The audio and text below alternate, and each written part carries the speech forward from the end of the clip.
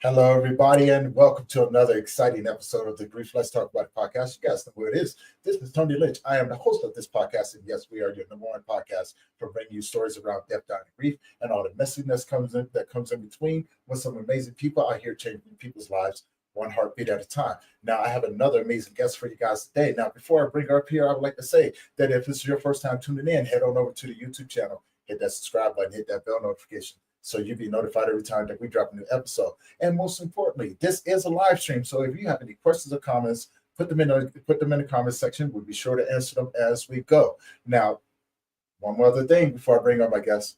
This is for educational purposes only. Now, without further ado, guys, help me welcome my guest, Brittni Cosgrove, to the show. Hello, Brittni, how you doing? I am great. How are you? I am doing amazing. I'm happy to see you today. I'm happy that you're here, and I'm really excited to, share your story with the audience. Likewise. Thank you for having me. Of course, of course. Now, before we get started, do me a favor, introduce yourself to the audience.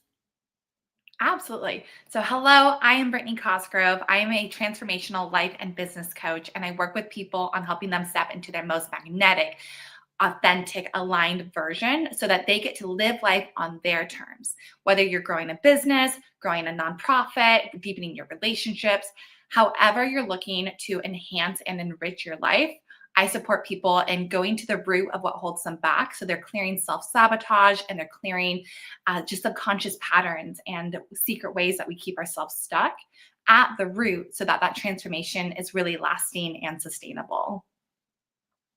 Wow. Now, we talked the last time and we had an amazing conversation and everything. And I want you, share your journey into becoming who you are today with the audience. It is full of so many twists and turns. I never in a million years would have guessed that this is where I ended up. Growing up, I have always been very career oriented. So I think I learned the word career in maybe first grade or something and loved it. I by no means think that career and purpose are connected for everyone or even most people, but I've always known for me it was. And through that, I always had this momentum and motivation to work. But because I wasn't fueling it in the right places, I was experiencing burnout at a very young age, a lot of lacking of fulfillment and just working, but for others and just feeling underappreciated, underrespected. And then in 2020, when the rest of the world hit pause, so did I. And that was really my first time in waking memory where I did hit that pause button and was really stopping and reflecting. And I started asking myself questions like, what am I doing? Where am I going? What do I want? And that was the year that I started my first online business. And I fell in love with entrepreneurship and that whole be your own boss. And for the first time, I had all of this creative energy and momentum that I was getting to pour into my own creation, my own work. And while that business was not the end all be all, it was the journey and this energy of entrepreneurship that I absolutely loved. And the following year, I enrolled in a training program that was studying life coaching and life coaching techniques and really learning what it looks like to help people heal and grow and move forward in an inside out approach way, working on the inner world so that the outer world follows suit. And like I said, it was very clear to me how purpose was woven into this for me. And here we are a couple years down the line, and it is a gift and an honor. And I just love this work.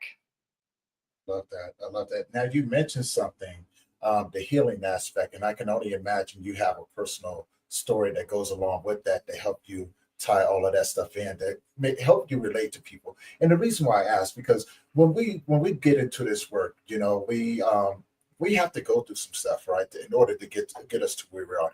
It's as if life has to prepare us for the role that we're stepping into, right? And so, can you share that? Can you share that with us? Absolutely. And great question. So if I were to take us all back a couple years ago to before this journey that I've been on around self-development and really healing and learning about myself, I was in a it was in 180. You would not recognize me today. I did not have any access to my emotions. I did not know how to feel anything. And I struggled with severe anxiety and depression that I had been experiencing since kindergarten, at least, if not earlier. And so by the time I was in my mid 20s, I had been struggling with 2 decades, especially around the severe anxiety, and was fueled by perfectionism, a fierce inner critic, and then just other life experiences that were reinforcing those thoughts and beliefs I had about myself. And through this work, so just taking like the anxiety, healing anxiety was the most priceless gift I've ever had because, like I said, was struggling with it since I was little. And it got to the point where in college, I would wake up every single day and go throw up. It was the first thing I did because my body was on such an overdrive. But because I had been experiencing it for so long, I didn't realize there was something wrong. I didn't realize that was abnormal. I thought it was just how I was, who I was. On my best days where I was thriving, that anxiety was sitting at like an 8 out of 10. After a couple months of really diving into this work and doing things like inner child work and really working with the energies, learning how to feel emotions, learning how to feel and let those energies move and be processed, within a couple months, I had taken that anxiety that would sit at an 8 out of 10 on my best days. And now, when I was struggling, when the anxiety was super active, it would sit at maybe a 3 or 4 out of 10. So massive shifts just from the start of doing this work.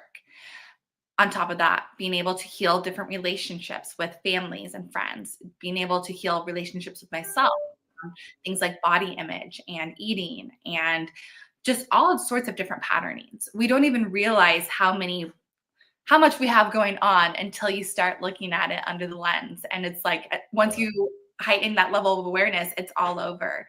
But it's the most rewarding thing you can do when you start addressing all of these parts of yourself and when you start working through it in a holistic way that's not trying to get rid of the problem, but is instead just trying to meet the problem so it can be soothed and healed and we can move forward.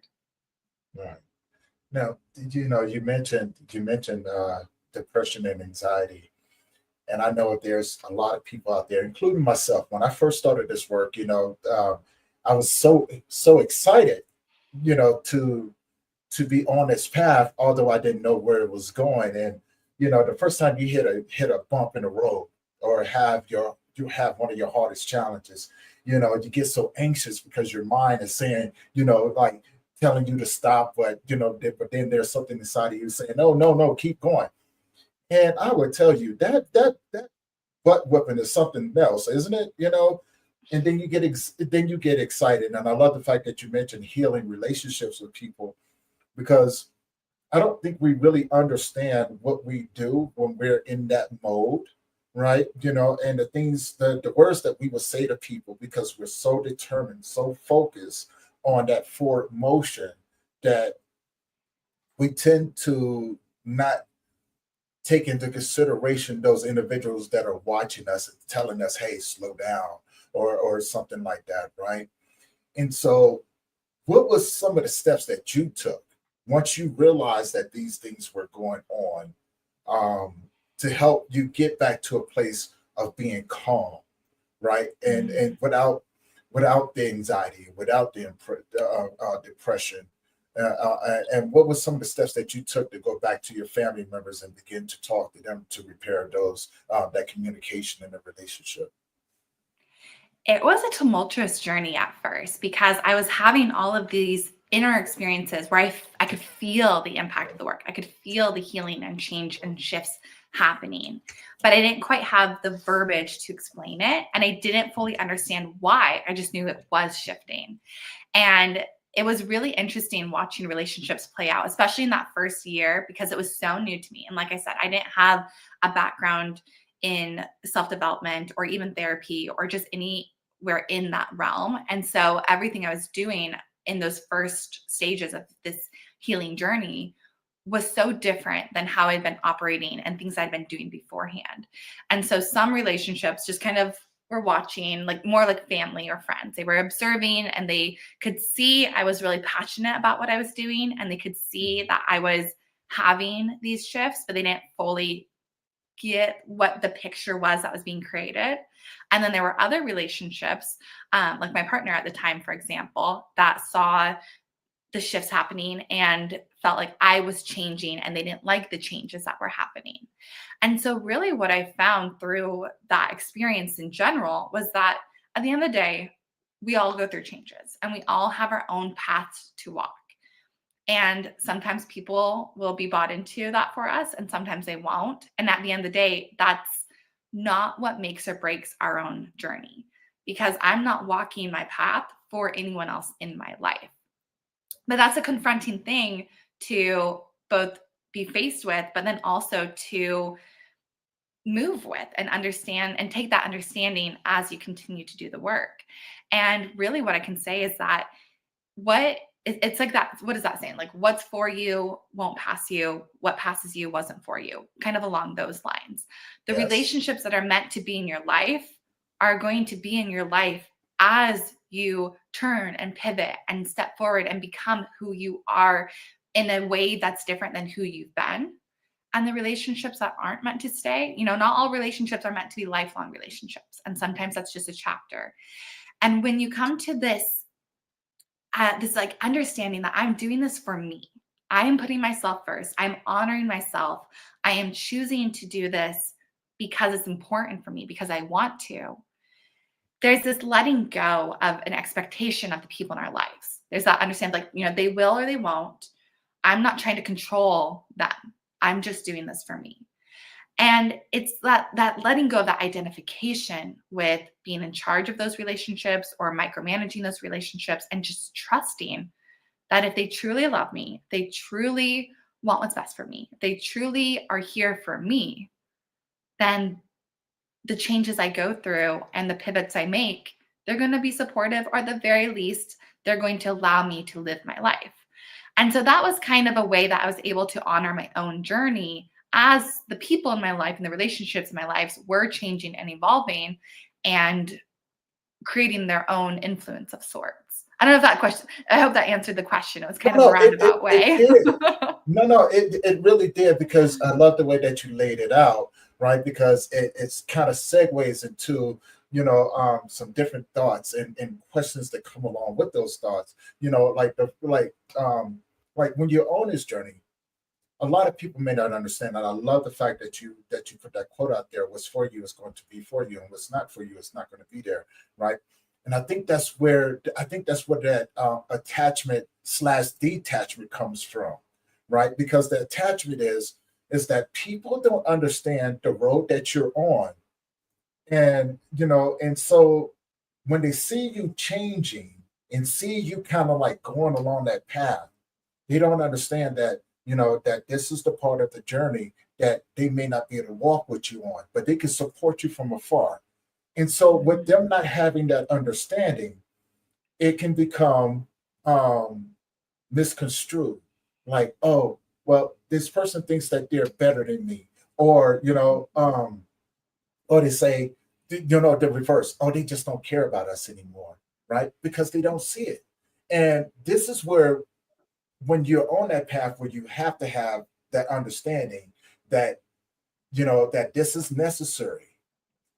But if you're patient enough, and I get to where I am, I can always come back for you. I can always come back, and to be able to, what I'm saying, to be that person, not that you want me to be, but the person that you need me to be for the journey that I'm on, right?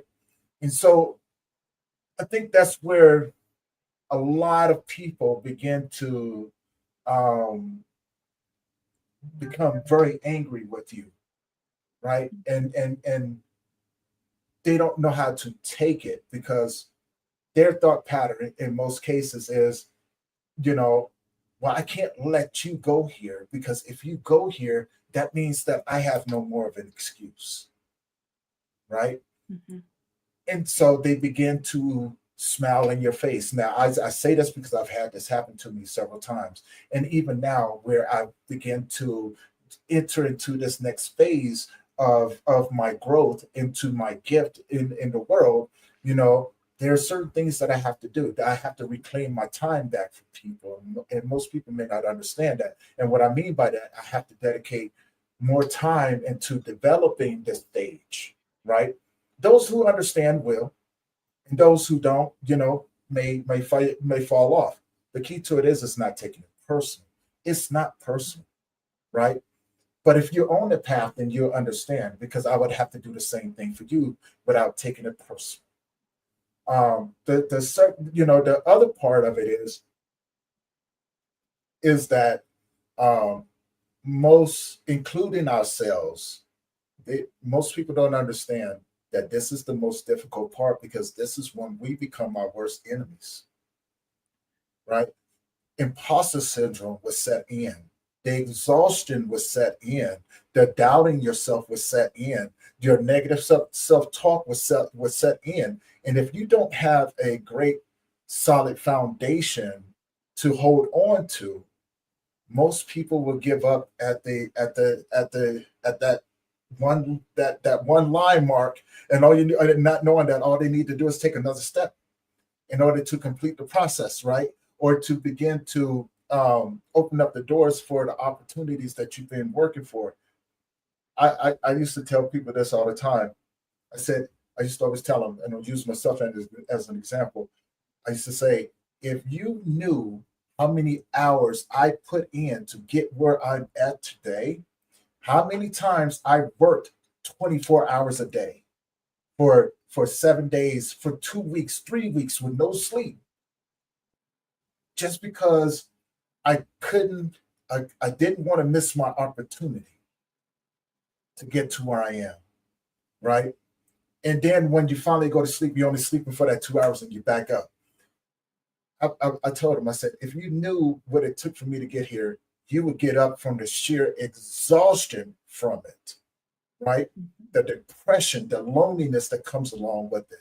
You know how many times, how many pieces of paper I've thrown up against the wall, how many times I was on the computer and had to scratch things, and doubted myself, like, is this really what I want to do? Is this really going to happen for me? How many more things do I have to lose? Right? And people don't understand the sacrifices that come along with that. So, in your own thoughts, what was some of the challenges, aside from family, that you had to overcome? Because you mentioned that you had to do a complete 180, right? You had to pretty much redefine yourself.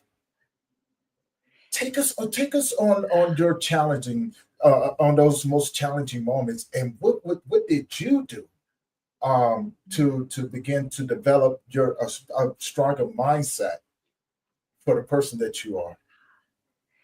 It was such an interesting experience because I was starting to dream and vision in ways that I didn't even think about beforehand. The goals and the ambition, I'd always been very ambitious, but for the first time I was like, well, what if I bring in this creative energy? What if there are no limits? What if it really can be whatever I want to build, I can go build it? And the imposter syndrome was quite loud. This, who am I? Like, who am I to change things? Who am I to change my own generational patterns? Who am I to be the first, you know, the first person to make multiple six figures in my family? Who am I to be the first person to go to college but then not use their degree? There was a lot of questioning like that fueled doubts. And then on the flip side, there was the inner critic, and my perfectionist is fierce. I'm a 1 on the Enneagram. I'm a Virgo sun. Like, there is a lot of perfectionism that runs through my blood. And so that inner critic was constantly like, oh, you want this big dream. I'm not good enough for that. Don't have these skills, don't have this X, Y, and Z. And there's a lot of, anytime I would create something, whether it was a master class or even as simple as just social media graphics, anything I was creating, that inner critic was very vicious. I'm like, oh, that's not good enough. That's not even close to good enough. We got to tweak all this over here. And so as I'm in this weird limbo where I'm seeing the visions, like I am seeing visions of me on stage, working in retreat centers, having a coaching business I love, all of these things that didn't feel possible, but also felt so possible. I'm like, oh, I can't even believe I don't have it yet. And then at the same time, I have this inner turmoil of like, oh, like it was a lot of just inner battles. So this is kind of where I fell in love with the subconscious and working with that, because all of these patterns of the perfectionism and the inner critic were playing out in really subconscious ways. Because I was doing all the things, I was taking the action, but it was right at that tipping point where I was playing at 99%, not 100. And it's easier to play at 100% than even 99%. And so I was holding myself back. And when I started playing with the subconscious and really working with going back into past memories where I was working with how the perfectionist was formed, or going back to past memories where I saw my parents struggle with finances, even though they were trying to be entrepreneurs. Working through things like that at the subconscious level, I started to really shift my perspective and lens that I get to define success first and foremost. So it stopped being so focused on the metrics and more about like, okay, how many times do I get back up after falling? Am I willing to fail? And starting to be more open-minded around those types of questions and that type of idea. Because what I was realizing is that that subconscious part was thinking, if I can't guarantee my success, is it even worth trying? I don't want to lose this, so I don't want to risk it. And all of that was just made up within that subconscious mind. And so it took a while, and it's not something that is a one and done. It's not even something that really ever finishes, in my opinion. There's always new layers and there's always new levels. And so even to this day, I work with multiple coaches at a time so that I'm continuing to work through those parts of myself that get held up, that feel that fear. Because it's not the fear, the doubts, the anxiety, none of it's bad. It's not bad that it's here, but it doesn't have to be in the driver's seat. So it's about taking all of those energies, taking all of those parts. They get to be in the car, they're not in the driver's seat. And so when you tune into like, okay, so the anxiety or the perfectionist, like, what is the intention? What does it want from me? Oh, it just wants me to feel really integrous and really good about the work I'm putting out there. So how can I honor that intention without spending hours on one graphic, which is just inefficient, not successful, and really not what makes or breaks a business? And little things like that have been a process to rewire those parts of my mind and those parts of my being. Right. And again, it's not that they're bad to be here, but it's about feeling the fear and doing it anyways. I love that. I love that. I was just this morning, I had been up all night working, trying to put together some projects and things like that.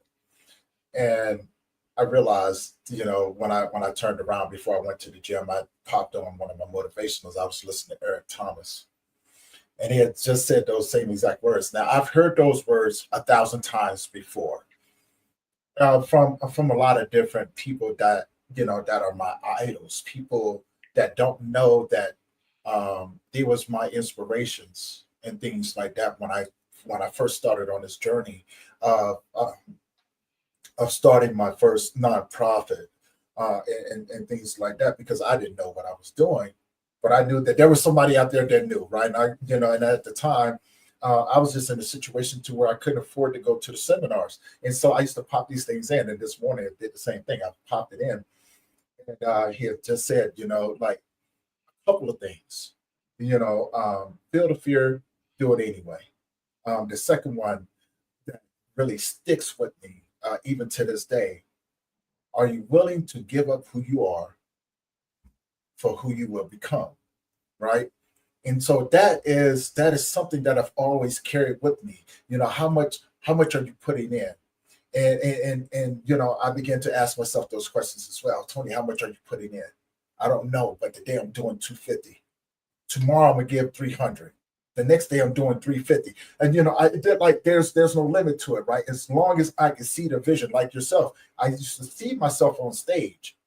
Now there was two things that worked against me. One, I'm an introvert, right? And two, I've never been on stage before. So, what am I supposed to do with this, right? But I knew in my heart that that's where I wanted to be. And I kept at it. And I kept at it, right? And I did it broke. I did it homeless. I did all of these different things. to the point to where I was so good at not letting people see the side of me that was broken, homeless, that I didn't worry about the stage, right? I didn't worry about the people that was showing up. The reason being, because I never made money the objective. I never made it the objective. When people used to say, hey, would you like to come out here and do this? I used to look at them and say, yeah, right. Like I didn't know how to turn things down. Yeah, I would love to. I would love to. But how much is it going to cost me? I tell you what, I used to make these little deals with people. If you pay for my plane ticket, give me a round trip ticket, and pay for my hotel room for the time that I'm there, and give me a little money for food, that's all the payment that I need, right? Reason why I would do that is because me personally, I didn't know how I was going to perform. And I didn't want these people to pay all of this money if I got up there and just bombed or something like that, right? So I was like, yeah, just take care of this, I'll come and everything. And so I began to do that. Now I want to talk about something that is truly fascinating. And I think we talked about this, the different perspective of grief that you bring to it, right? Through your journey. And I want to ask, do you think that the grief that you went through was relatable to how people perceive that grief and everything? Because there's a lot of similarities that come along with it, right? You have the bargaining stage, right? Like, please just let me get here, right? You know what I'm saying? Do you have the anger phase where you're like, damn it, I just lost another friend, or I just lost my partner, and or this didn't work out, or that didn't work out. Then you go through these different things, right? The different emotions that comes along with that, the detachments that you have to have without the expectations of being attached and things like that. And you have to learn how to pivot between the two, right? Like you have to know when to let go and when to allow other people in. And they kind of go hand in hand with each other, right? But this is the cycle that you have to go through. No matter how you look at it, you have to go through the cycle. So in your own thoughts, in your own words, what was that like for you, that grieving process of going and building your business today? What's so interesting around my experiences with grief is a lot about the timing. Because when you first enter a grieving process, people are willing to give you that space and they're willing to see it. And everyone has some layer of understanding, like, oh, you're going through a process and X, Y, and Z. But then as you continue going through your cycles, and then as you start integrating, there's still layers within that. And it's not a timeline that is a one size fits all. And it's not something that can be calculated. It's not like we can put in, oh, this type of grief and this time of my life and these circumstances. And here's my formula for how long it is until I'm healed and can move on. Like that's not real. As simple as it would be, like that's not how it goes. What I have learned is like there's the different layers of even processing it. And then you start realizing like what else is there to grieve outside of the really tangible losses. Like sometimes you are grieving, like for example, with inner child work, you might realize a relationship with a parent or a caregiver wasn't what you thought it was. And then you start grieving that relationship, even if it wasn't a loss that you might classify under grief. Or realizing when you grew up too fast and you start grieving your childhood. And these were different types of grievances that I have found come with me over time, because as you heal one layer, then it's like it starts chipping away and you get to that next layer. And it's just like any other parts of yourself. It's a journey, and that grief has feedback. There's a reason for it to be here. There's information in it. And it's something that we get to honor within ourselves. It's part of being a human. And it doesn't have to define you, and it doesn't have to hold you back in any capacities. It's something that we carry with us. It's a part of us. And for anyone that's gone through any version of grief, it never fully goes away. nor are we trying to make it go away. Right. It doesn't And go anywhere. Yeah. it will always be, it's always part of our story, but it doesn't have to be the full story, and it doesn't have to, it doesn't define you. It's a part of you. And that has been an understanding I've taken with me, not just around grief, but around other emotions and energies as well, is it's a part of me. It's not all of me. Right. And with that understanding, we can have a compassionate lens so that when the grief wants to act up, and if it's bringing about either another cycle, or maybe today it feels extra angry, or some days it feels more detached and it just feels too overwhelming to do anything. Right. That all gets to be here. It's all welcome. It's all part of it. And just remembering, like, this is just check-in for today.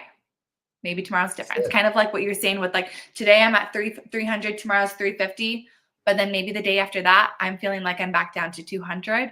And that doesn't have to be bad. It doesn't have to be wrong. It's a process. And I think that understanding has really helped me just allow the full human experience without it defining where I'm at along the way, if that makes sense. Right. Now, that does make a lot of sense. We're at the 30-minute mark, so we're going to take a small break. You guys, and we do have some comments that are that's in the comment section, which we're going to address as we get back. Guys, please keep them coming in. We'll see you guys here in a couple more seconds, all right? Or, well, in a couple more minutes. Please enjoy.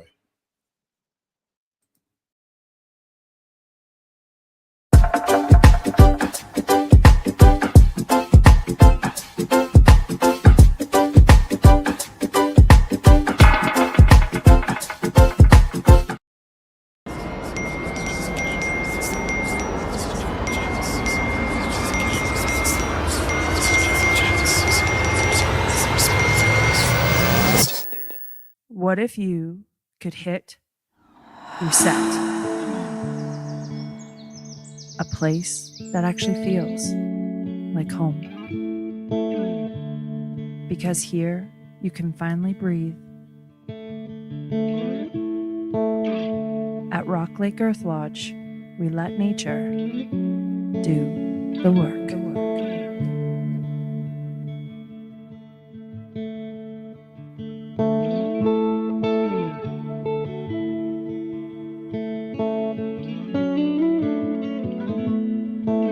No pressure, no distractions. Just space to process, to heal, to find your way back to you. Because life doesn't come with a manual.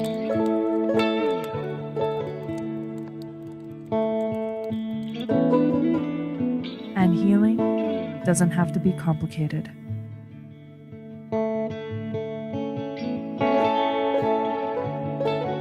When you are ready to reset, we'll be here.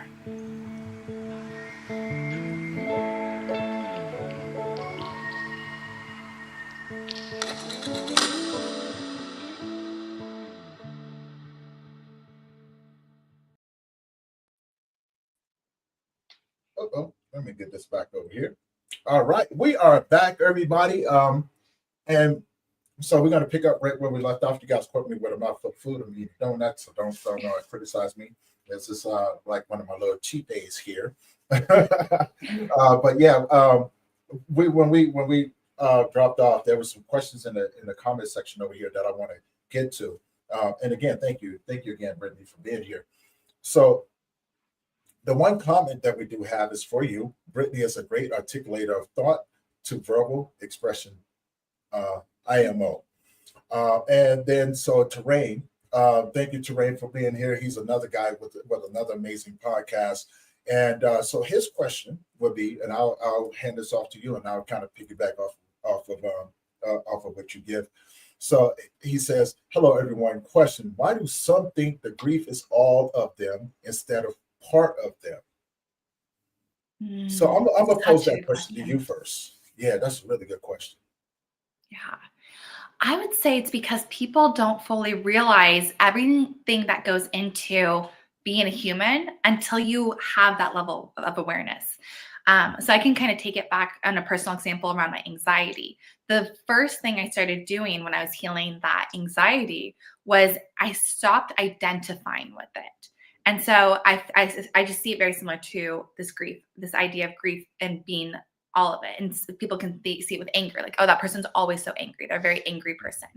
When we have an identification with a part, and so like I'm using an example with anxiety. I used to say, I'm anxious. My anxiety, blah, blah, blah. That identification becomes an understanding of ourselves. And it's a misunderstanding, but it's a way that we're operating from. And so when we start to take that separation and detach from all these parts, so I have anxiety, I'm feeling anxious. I have anger, I feel anger. I am working through grief. I have grief, I'm feeling grief. Do you see that separation? It's not I'm grieving or I am my grief. It's like I have grief. I have this part of me. But until people start dissecting that and creating that disconnection, when it feels so big and when it's something that you're so familiar with, it doesn't feel like there's more to us, or we don't have an understanding that there's more to us. And so I would say it's a beginning part of a journey.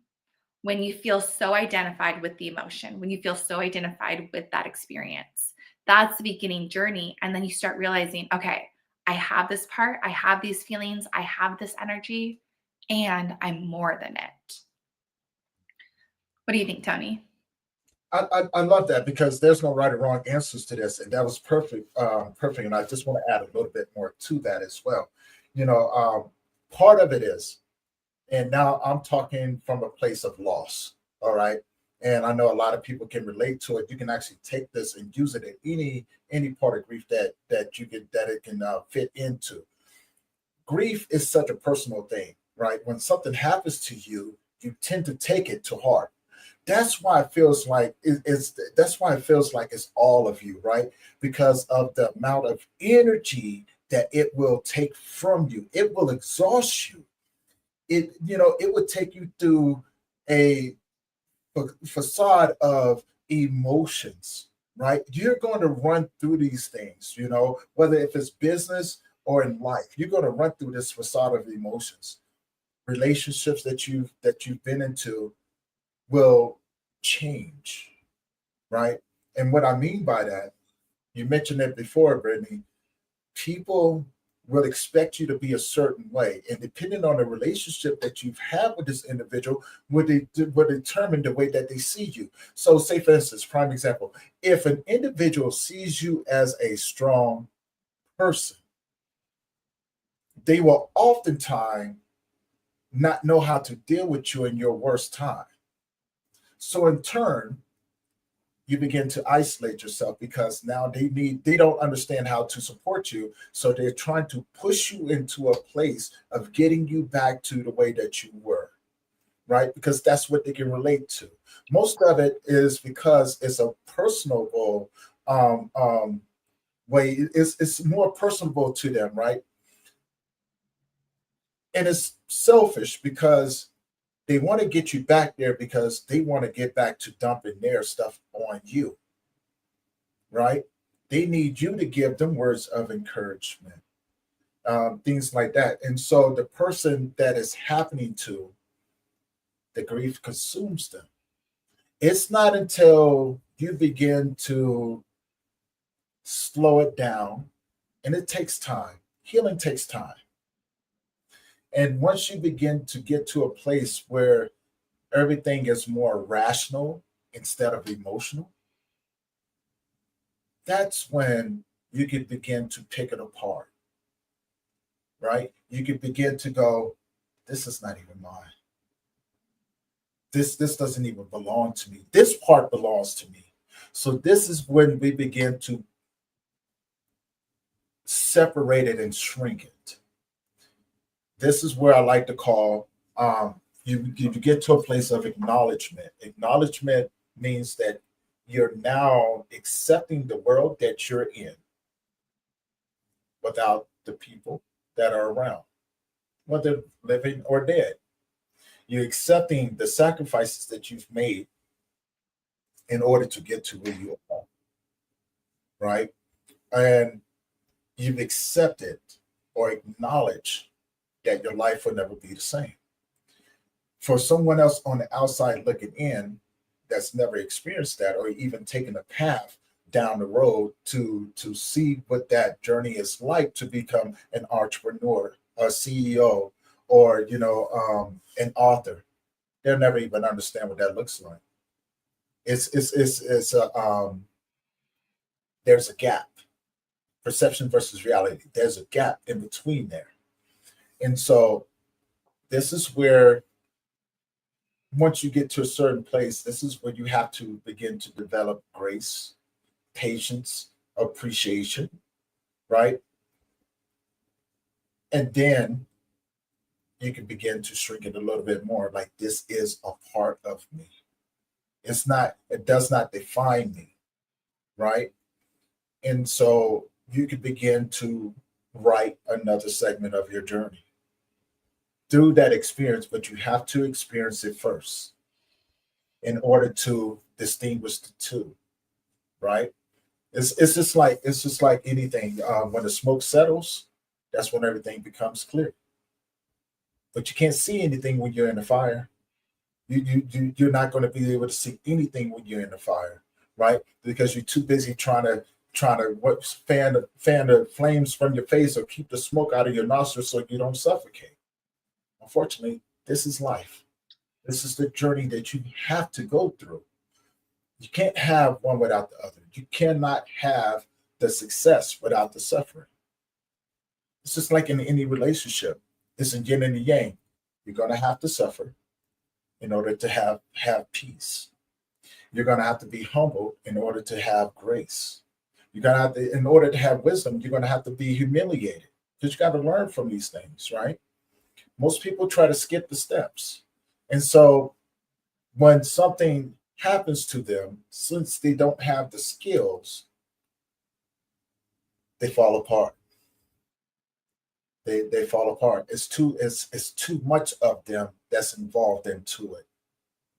So, that's just my thoughts on it. And again, I could be wrong. I'm just speaking from my own experience when I say these things, right? So I can't speak for everyone else. Maybe somebody can relate to it. I don't know. Maybe they have their own perception of it, right? You know what I'm saying? But I do think there's some universal truths that come along with that people can apply to that everyday walk when no matter where it is. And, get to a place to where they can begin to compartmentalize those incidents or those challenges throughout the moments of their days, right? So, and what I mean by that is that, in one moment, you may have a challenge coming. Ask yourself what you can learn from it. Be in a moment with it. Extract the information, dismiss it, and then go into your next moment. Because you ever hear this term, oh, I've had a rough day. So you let one moment throughout your day determine the rest of your day. That's kind of personal, don't you think? Did you at some point think to yourself like you didn't need the attention? Or maybe it's not happening to you, it's happening for you. Maybe it's coming to you because this is what you asked for, right? And the knowledge that you extract from it is there so you can use in your journey as you begin to grow into this new amazing human being in the world to contribute what you've given. I don't know. That's just me, though. What are your thoughts? No, I think that was so powerfully shared. And I agree. I think especially when you're saying like, this is my experience, but I agree with the universal truths. Everyone will have their own variations. But it's like you're saying with the smoke clearing, when you're in it, you will have a different understanding of your experience when you're on the other side. and hold space for that as well. Always coming back to like every single moment, whether we're in the highs or lows of life, every single moment is temporary. Every single breath is just this breath right now. And then in general, I completely agree that in order for the duality of life to be, you have to be willing to experience the lows as much as you're willing to experience the highs. And that's part of being on this earth. It's part of being human. Yeah. It's not fun, but it's life. Now, this leads me to a question. It's something that I've been pondering, and I think you touched on it a little bit, the subconscious mind, right? And learning with the subconscious versus the unconscious is and the conscious, right? The three stages of consciousness, right? You know what I'm saying? So you have the conscious mind, the subconscious mind, and your unconscious mind. Once you understand and begin to evolve, it begins to unpack itself for you. But what I realized is that during this journey of becoming who I am, I realized that two of the consciousness is limited, right? And it wasn't until I got to the unconscious mind that I realized that everything was infinite. And you could go so many different places with that, right? You know what I'm saying? You can explore what does that look like for you, and what's the depth of wisdom that you can get that is attained during the journey of subconscious knowledge or seeking, right? And then understanding the scars that come along with that. And as a human being, I'm going to pose this question to you. Do you think that when a person has gone through so much and journeyed through this beautiful life, that people have a hard time letting go to be receptive of other people, right? And maybe their words of wisdom to you, right? Because you got to remember, if you're not receptive, you've gotten to a place of taking things very, very personal, right? And you become stubborn. You develop issues, right? Like true issues, trust issues, etc. All those different things. In your own thoughts, in your own opinion, what do you think? What do you think about that? It's interesting because there is like the layer that the more you've been through, the more reason you have for your perception on life, the lens on life that you live. But again, I come back to it's not the identification. And so I think that there's a spectrum of openness and willingness within a person that is separate than the life circumstances they've gone through or are going through. Because you can have someone who's lived a very privileged, relatively easy life, but if their mindset is, I'm not willing to change, I'm not willing to look inward, like this life is XYZ, versus someone that has gone through years of circumstances beyond their control that have shaped a narrative and that have shaped who they've become, but their mindset is, I am here to live life. I'm here to find love where it exists. I'm here to find joy where it does exist. I'm not willing to let what I've been through be the only things I see in life. I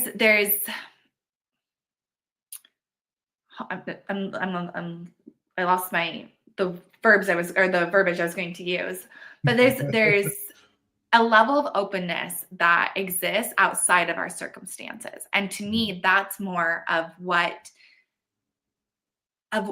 how you can play with life regardless of what you've been through or in spite of what you've been through. But yes, I would say that when you have a lot of evidence for why you can't trust people or why life is cruel or why, whatever resonates, there's more to unwire around that when you have all the evidence building up for one belief system. But at the end of the day, if that person wants to change that belief about life or about X, Y, and Z, that openness and willingness to change is the key to everything outside of what those circumstances are. Wow, that I love that right there. And as you were speaking, I was thinking about another perspective on that as well, because there's such a broad spectrum that we can really go down and explore, right? The different scenarios. So I'm going to bring up one that may just be a little bit more profound to in relation to what you were saying. You know, it, maybe well, not even maybe. What if the individual has been so scarred um, that they will come up with something. Matter of fact, I'm just going to use myself as an example. Right? I used to tell people a long time ago when they go, "Man, you don't trust anyone." My excuse to them was, or the thing that I used to tell them, no one's ever given me a reason to trust them, right? And I carried that along with me for a very, very long time. And even now, I catch myself saying it. When people go, you have to, no one's ever given me a reason to trust them. It's as if it's as if sometimes I don't give people the chance to try to prove to me that that they're trustworthy or not. Right? I've already no, that's okay. Is it possible that an individual can go through so much and be so scarred that it's almost impossible for them to see the beauty and the positivity in humanity as they begin to go through this life and as an entrepreneur, right? And the reason why I say this, because on a journey to building something, you're going to meet people that that will claim that they support you but stab you in the back. You will meet people that make promises to you and only to find out that they lied to you. You will meet people that's going to rob you, right? You may have to go through 100 of these individuals before you find one person. I think what the problem is that out of that, that one person still looks like the 100 that did you wrong. Do you think it's possible that an individual become so blinded by the beauty of it that it's hard to let go of the expectation that someone else is going to hurt them? Mm.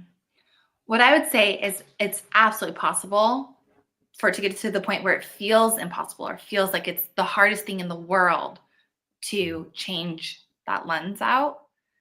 But I don't believe, in my personal biased opinion, I don't believe it would ever get impossible to be able to see the other side of life.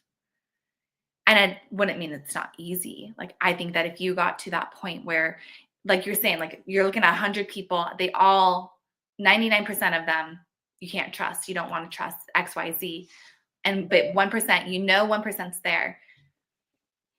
It's not that it's easy to change your relationship with strangers or the unknown or people or whatever the bad experience was. It's not an easy process. But I would say as long as the willingness or the openness is there, it's not impossible. And even if we're just slowing it down, at the end of the day, you don't need to trust everyone that comes into your world. In fact, if you trust yourself and truly trust yourself, that right there will bring a level of life and awareness that people who don't trust themselves have. And then from there, maybe it's just baby steps, or maybe it's trusting to a certain point, but not with different parts of your story or your life or yourself. And so then you start seeing like, okay, what if it's not black and white? What if it gets to be a spectrum as well?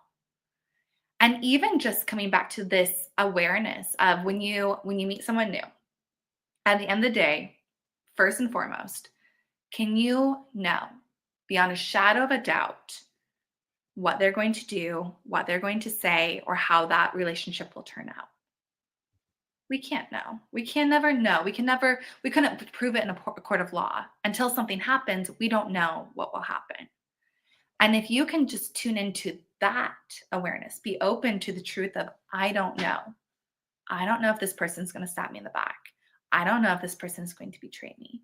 I don't know if this person's going to steal from me, but I also don't know that they will. Even just being in that and understanding that it's, again, coming back to it's a full spectrum, can just start loosening it up and just opening up the aperture to what else could be true. And it doesn't mean you have to act from it. It doesn't mean that you have to lower your defenses or anything like that.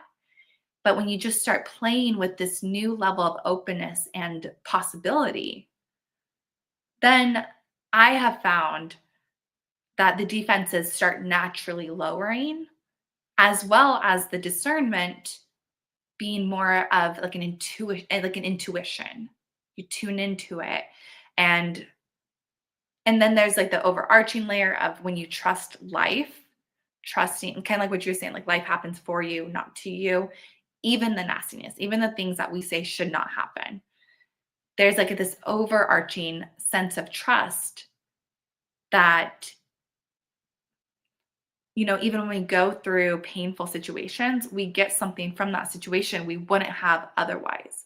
And it's not condoning anything. It's not saying it's okay, but it's saying like, okay, if this happens, can I find value in it? Can I find a lesson in it? Am I willing to look for one?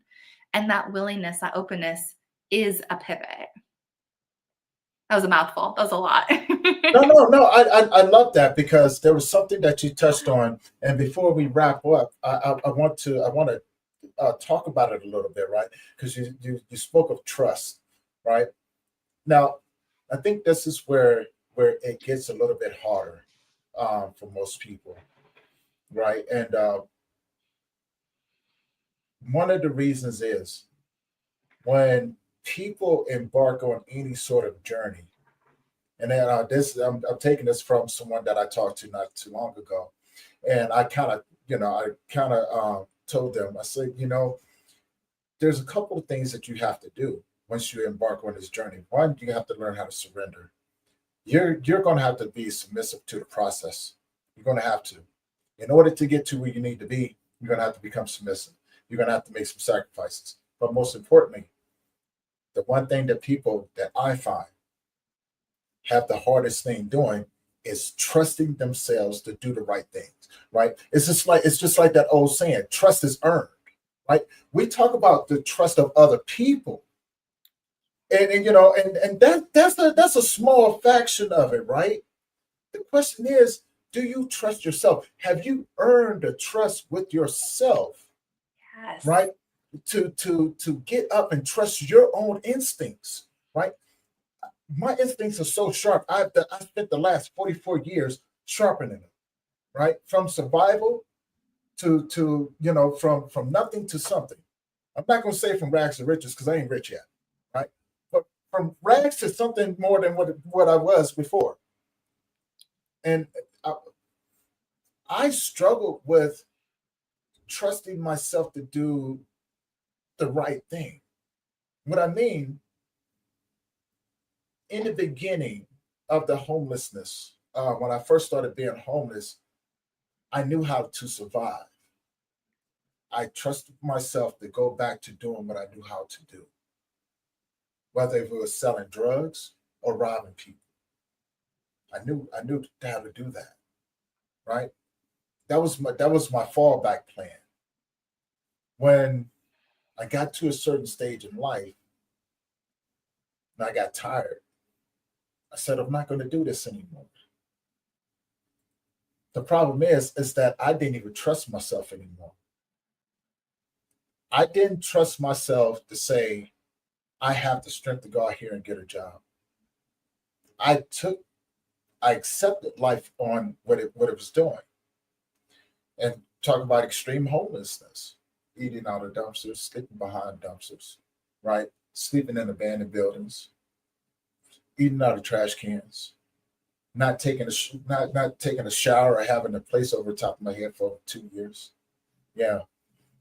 Becoming an alcoholic, I trusted myself to do that because it numbed the pain and I didn't have to deal with or be responsible for myself, right? And I had the excuse, I have nobody, so I don't have to be responsible for nobody. And so therefore, I'm going to have to figure this out. The best thing that ever happened Instead, I never ran home. It humiliated me until it stripped me of pride and ego.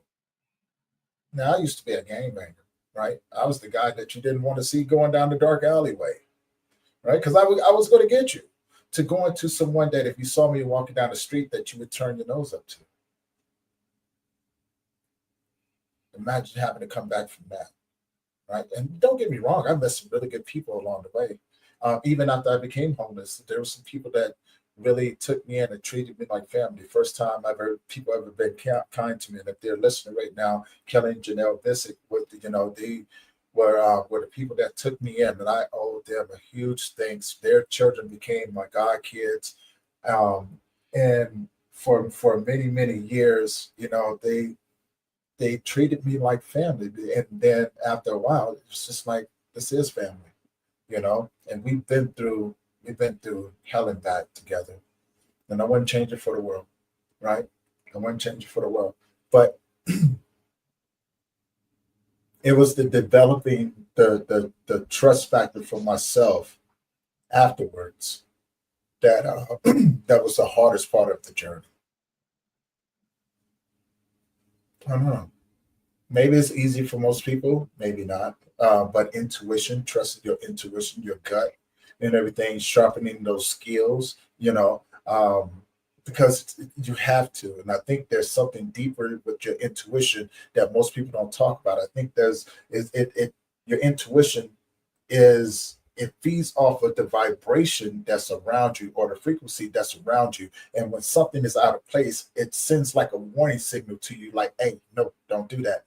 I think we're stubborn. And when we don't trust ourselves, we go, I'm going to do it anyway, right? Find ourselves in some really crazy situations there.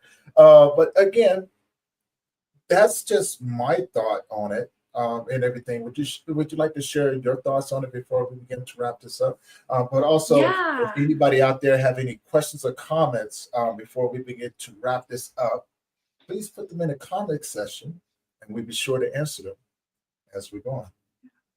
Brittni? I'll just piggyback off of what you're saying for anyone listening, because it's all of it is a process. It's like when you go to the gym, you don't immediately have the muscles, you build the muscles. The mindset, working with the subconscious, your intuition, self-trust, trusting life, all of those are muscles that we build, muscles that we take time and intention to grow. And like when I was starting to learn how to trust myself, one of my subconscious patterns that I had to rework was this, well, if it didn't work before, what's different now? And that was due to a lack of trust in myself. And so what I would do is, like, every time I would go to brush my teeth, I'm going to brush my teeth right now. Go brush my teeth.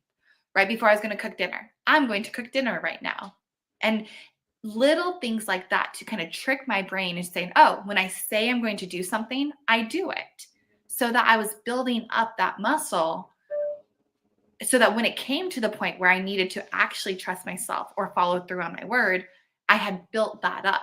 And so for anyone listening, again, it's not something that you just do immediately. It's a way of being that intentionally over time you cultivate by showing up for yourself over and over and over again. Yeah, I just wanted to share that because it's not like it's a light switch that you can turn on and off. Right. It's a muscle. It's a rewiring of the brain. I think, part of what you were saying, I can relate to because I've heard it through Mel Robbins.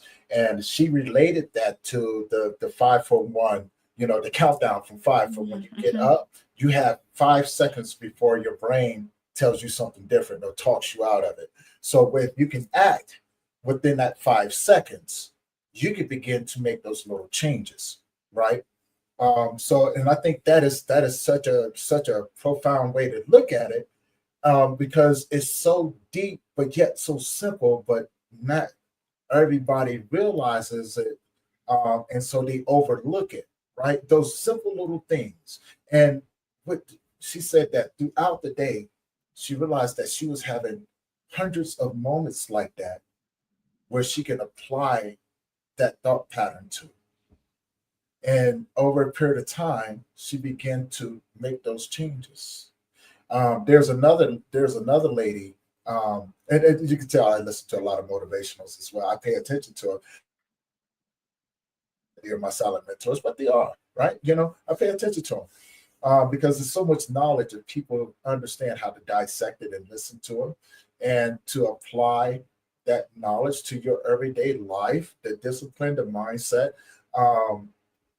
And David Goggins, right? You know what I'm saying? One of my favorite dudes as well as Inky Johnson's, Eric Thomas, the Les Browns. But David Goggins, would say, embrace the suck. It suck, do it anyway. Make it a point to get up every day and do something that you do not like. Why? Because it prepares you for those times when life is not kind to you, that you do not fall apart, right? Shane Sao, he would say, it's better to be a warrior in a garden than to be a gardener in a war, right? One of them doesn't. One of them is useless. One of them is useless. Who is that? Jordan Peterson. This applies to life again. You have to become a monster in order to become a good person. You have to know how to fight life back, right? Don't let life just beat you up. It's the whole thing of someone comes into your house. If you've never seen the other side of yourself, the dark side of yourself, what's going to happen to your family? You have to know how to do these things. You got to learn how to control it. You got to become the monster in order to learn how to control it. You have to know what you're capable of doing. Inky Johnson, you know what I'm saying? A very prominent football player back in the day, had a major injury, paralyzed the whole side of his body. And now he gets up every day. He goes out here to encourage other people to go out here and do it. It's mindset. It's rewiring the brain of saying, yes, this changed me, but I trust myself enough to do something good with this, right? In order to be of service to other people. And I think that's key to a lot of what we do today. We found a way to give back to those that are embarking on a journey themselves that we have walked, right? And still continuously walk, right? With the knowledge that we've obtained, we kind of give it to other people and go, here you go. I can't tell you how I did it, but these are some of the things that I use. Yours is going to be a little bit different, but these are some of the universal tools that I've used to get to where I am today. Any final words or thoughts from you? I think it's exactly that. It's seeing that life in itself is that full spectrum.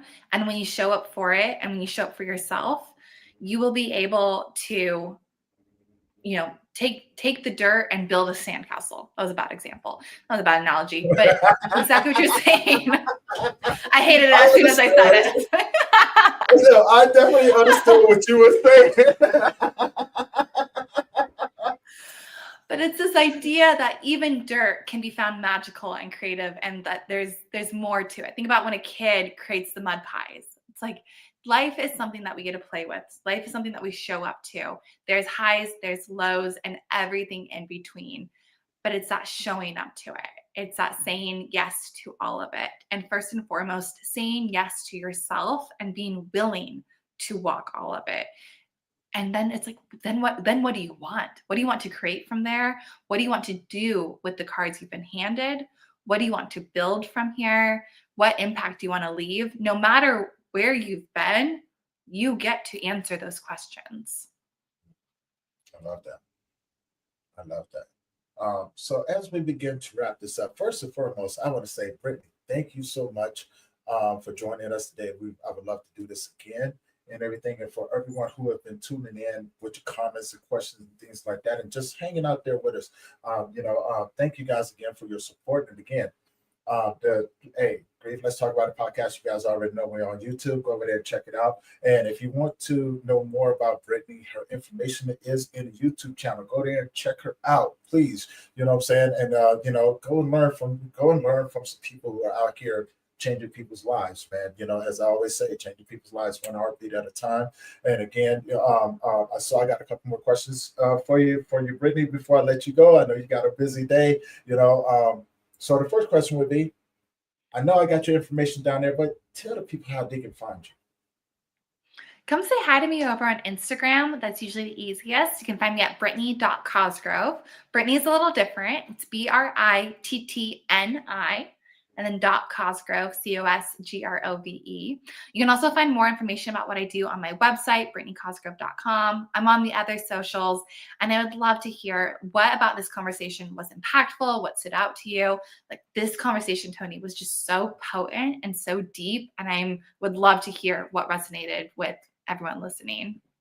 Most definitely. Most definitely. So now my second question would be, and I asked everybody this question. I even asked myself this question yesterday. Every week I ask myself this question. But I find that it changes on a week-to-week basis. It depicts of more of who I am. So I pose this question to you, my friend. If you had a superpower, what would it be?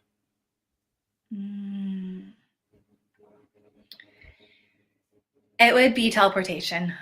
I go back and forth between that and flying because I love being in the air. But the idea of just within the snap of a moment, being able to be anywhere and everywhere is, I love that idea. I love that. I love that.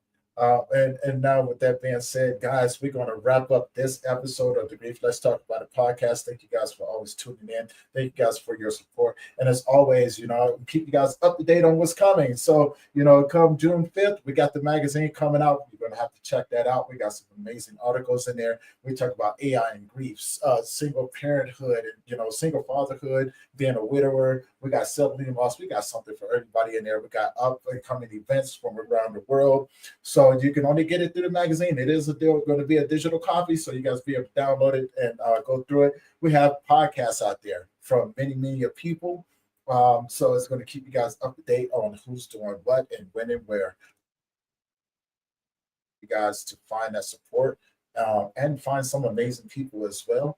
And with that being said, guys, I am Tony Lynch. This is going to wrap up this episode of the Grief Let's Talk About It podcast. We're going to see you guys back tomorrow with another episode. And with that being said, I love you. And you guys have an amazing, wonderful day. Peace out.